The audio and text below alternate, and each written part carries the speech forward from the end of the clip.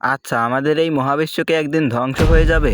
যদি মহাবিশ্ব ধ্বংস হয় তাহলে এখানে প্রশ্ন হলো সেটা কিভাবে হবে? বন্ধুরা, আমরা তো প্রতিদিন চাঁদ, সূর্য, তারা কত কিছুই দেখি। কিন্তু আপনি কি জানেন একদিন এই সব কিছুই ধ্বংস হয়ে যেতে পারে? আজকের এই ভিডিওর মাধ্যমে আমরা জানার চেষ্টা করব বিজ্ঞানীরা মহাবিশ্বের ধ্বংস বা শেষ নিয়ে কি বলে। আদৌ কি বিজ্ঞানে মহাবিশ্বের ধ্বংস হওয়া বা শেষ নিয়ে কোনো তথ্য আছে? আচ্ছা, আপনি বলুন তো মহাবিশ্ব কি চিরস্থায়ী?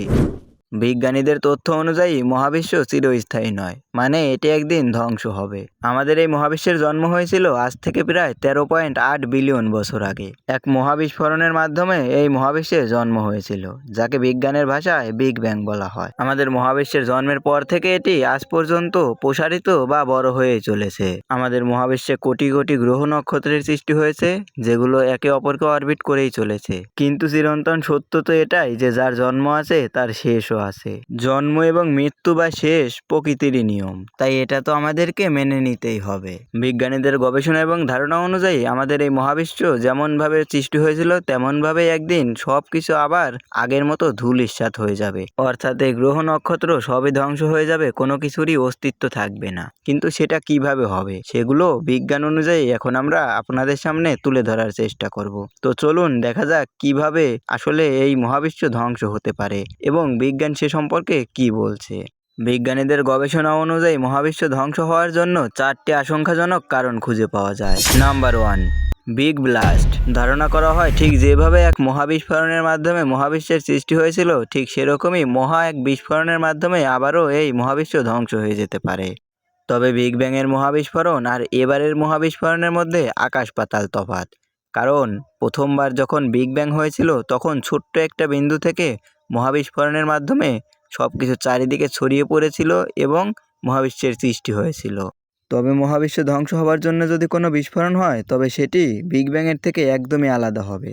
ধারণা করা হয় গ্রহ নক্ষত্রের মধ্যেকার যে গ্র্যাভিটি আছে সেটা একদমই নষ্ট হয়ে যাবে এবং একে অপরের সাথে ধাক্কা লেগে বিস্ফোরণের সৃষ্টি হবে, আর এভাবেই মহাবিশ্ব ধ্বংস হয়ে যাবে। নাম্বার 2, বিগ ক্রাঞ্চ। অর্থাৎ সবকিছু আবার ভেঙে পড়বে।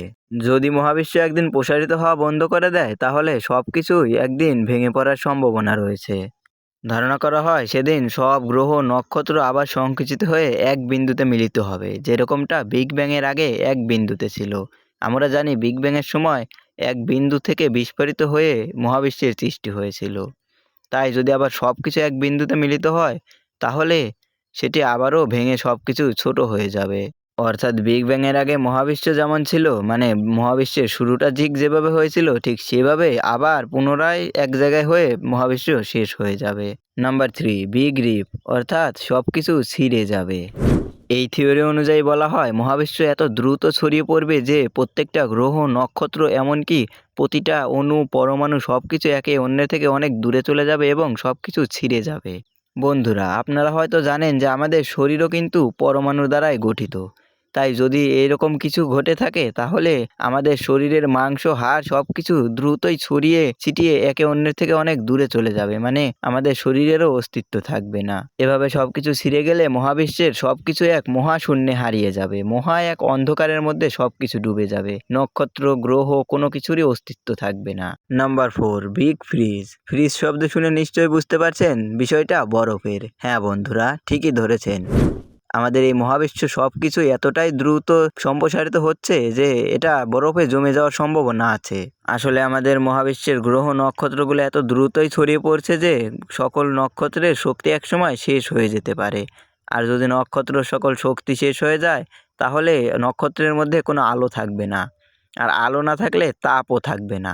বন্ধুরা, আপনারা হয়তো এটা ভালো করেই জানেন যে তাপ না থাকলে মহাবিশ্ব একদমই ঠান্ডা বরফ হয়ে যাবে।